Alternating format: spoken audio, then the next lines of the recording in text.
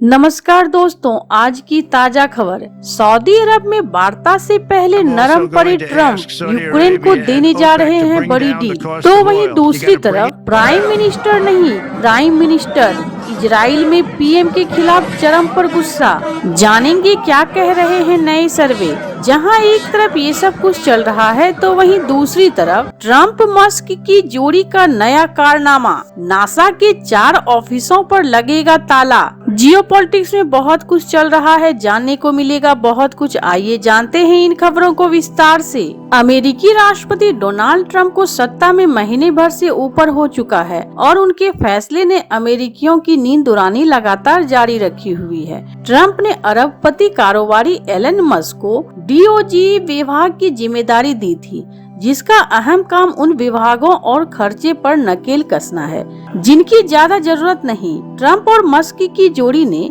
अब अमेरिकी अंतरिक्ष एजेंसी नासा पर छटनी की कैंची चलाई है। अब नासा के कई महत्वपूर्ण कार्यालयों को बंद करने की तैयारी कर रहे हैं। Space.com की एक रिपोर्ट के अनुसार नासा का office of technology policy and strategy बंद किया जाएगा। उधर नासा ने यह स्पष्ट नहीं किया कि कितने कर्मचारियों की छटनी की जाएगी, लेकिन एजेंसी ने कहा सोमवार को कुछ कर्मचारियों को सूचित किया गया कि वे नासा के रिडक्शन इन फोर्स RIF का हिस्सा है। यदि वे पात्र हैं तो वे स्वैच्छिक सेवानिवृत्ति का विकल्प चुन सकते हैं। नासा के कार्यवाहक प्रशासन जेनेट पेट्रो द्वारा पहले जारी एक ज्ञापन में कहा गया था, ये कार्यक्रम अमेरिकियों को नस्ल के आधार पर विभाजित करते हैं, करदाताओं के पैसे की बर्बादी करते हैं और शर्मनाक भेदभाव को बढ़ावा देते हैं। इससे प्रतिकूल परिणाम हो सकते हैं। नासा को जल्द ही नया प्रशासक जेरेड आइजैकमैन मिलेगा, जो एक अरबपति है। उन्होंने एलन मस्क की कंपनी स्पेस एक्स के साथ 2 निजी अंतरिक्ष अभियानों को वित्त पोषित किया है, उनमें उड़ान भी भरी।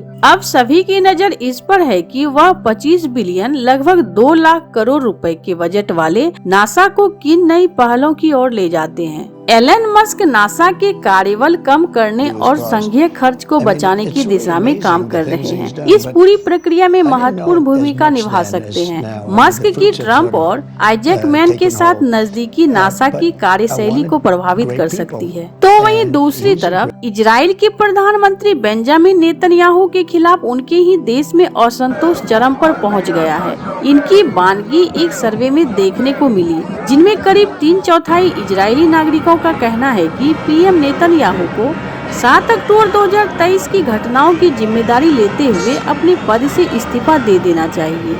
इजराइल डेमोक्रेसी इंस्टीट्यूट द्वारा रविवार को जारी किए गए मासिक सर्वे के नतीजे के अनुसार लगभग 75% इजरायलियों का मानना है कि नेतन्याहू को अब अपना पद छोड़ देना चाहिए। एक रिपोर्ट में कहा गया कि फरवरी महीने के लिए किए गए इजरायली वाइस इंडेक्स के सर्वे में 48% लोगों का कहना है कि नेतन्याहू को तुरंत अपना पद छोड़ देना चाहिए, जबकि 24.5% लोगों का मानना है कि गाजा में युद्ध की समाप्ति के बाद उन्हें पीएम पद छोड़ देना चाहिए। इसके अलावा 14.5% लोगों का कहना है कि उन्हें इस्तीफा दिए बिना ही पद पर बरकरार रहते हुए गाजा से निपटने की जिम्मेदारी पूरी करनी चाहिए। हालांकि 10% लोग ऐसे भी हैं जिनका कहना है कि नेतन्याहू को अब ना तो जिम्मेदारी निभाने की जरूरत है और ना ही इस्तीफा देने की जरूरत है। कुल मिलाकर देखें तो इस सर्वे में पाया गया है कि कुल 72.5% लोगों का मानना है कि नेतन्याहू को जिम्मेदारी लेनी चाहिए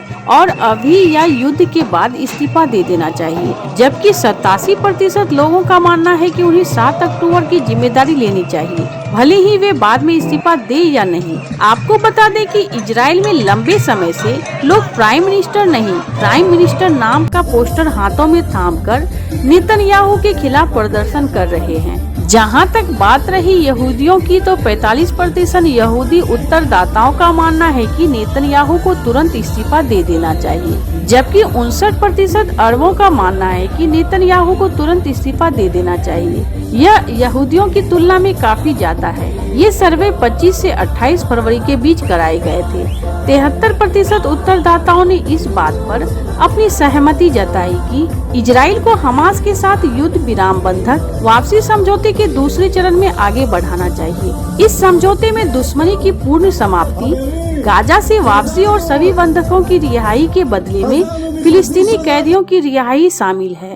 गाजा पर समझौते से जुड़े सवाल के उत्तरदाताओं में नेतन्याहू की अपनी लिकुड पार्टी के 61.5% मतदाता शामिल है। हालांकि समझौते को जारी रखने के लिए समर्थकों की संख्या अन्य गठबंधन दलों के मतदाताओं के बीच विरोधियों से ज्यादा है। जहां एक तरफ ये सब कुछ चल रहा है तो वहीं दूसरी तरफ यूक्रेन रूस युद्ध की समाप्ति और अहम खनिज सौदे पर आम सहमति बनाने के लिए सऊदी अरब के शहर जेद्दा में आज यूक्रेनी और अमेरिकी प्रतिनिधिमंडल की बैठक हो रही है।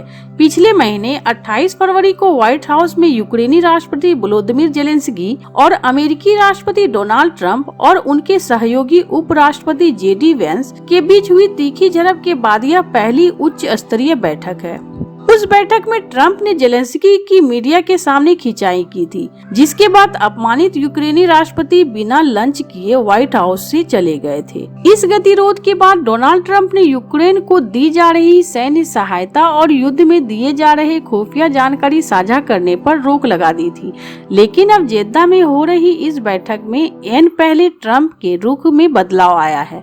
द हिल की रिपोर्ट के अनुसार अमेरिकी राष्ट्रपति डोनाल्ड ट्रंप ब्रिटेन के प्रधानमंत्री सर कीर स्टारमर की अंतिम अपील के बाद यूक्रेन की सैन्य सहायता और खुफिया सहायता रोकने के अपने फैसले को पलटने को तैयार हो गए। एक रिपोर्ट में कहा गया कि सऊदी अरब में होने वाली शांति वार्ता से पहले ब्रिटेन के प्रधानमंत्री कीर स्टारमर ने ट्रंप से लगभग 20 मिनट तक बात की, जिसमें उन्होंने ट्रंप से यूक्रेन के लिए खुफिया जानकारी साझा करने और सैन्य सहायता फिर से शुरू करने का आग्रह किया है। दूसरी तरफ अमेरिकी विदेश मंत्री मार्को रूबियो ने कहा कि अगर मंगलवार को शांति प्रक्रिया पर अमेरिकी और यूक्रेनी अधिकारियों के बीच उच्च स्तरीय वार्ता आगे बढ़ती है तो ट्रंप प्रशासन कीव को खुफिया और सैन्य सहायता फिर से शुरू कर सकता है। रूबियो ने सोमवार रात सऊदी अरब पहुंचने से ठीक पहले विमान में संवाददाताओं से कहा, मुझे उम्मीद है कि कल हमारी बैठक बहुत अच्छी होगी और हम जल्द ही एक अलग जगह पर होंगे। आपको बता दें कि ट्रंप द्वारा सैन्य सहायता रोकने और खुफिया जानकारी कम करने के फैसले ने कीव पर बातचीत करने का दबाव डाला है। इस वक्त यूक्रेनी राष्ट्रपति भी सऊदी अरब में है, लेकिन वह इस वार्ता में भाग नहीं ले रहे हैं। हालांकि उन्होंने सऊदी क्राउन प्रिंस से मुलाकात की है। सऊदी अरब यूक्रेन और रूस के बीच युद्ध रोकने के लिए मध्यस्थता कराना चाहता है। इससे पहले भी सऊदी ने बड़ी भूमिका निभाई है, जिसमें कैदियों की अदला बदली और पिछले महीने रूस और अमेरिका के बीच वार्ता की मेजबानी करना शामिल है। दरअसल वैश्विक शांति दूत बनने का सपना देखने वाले अमेरिकी राष्ट्रपति ट्रंप चाहते हैं कि यूक्रेन युद्ध जितना जल्दी हो सके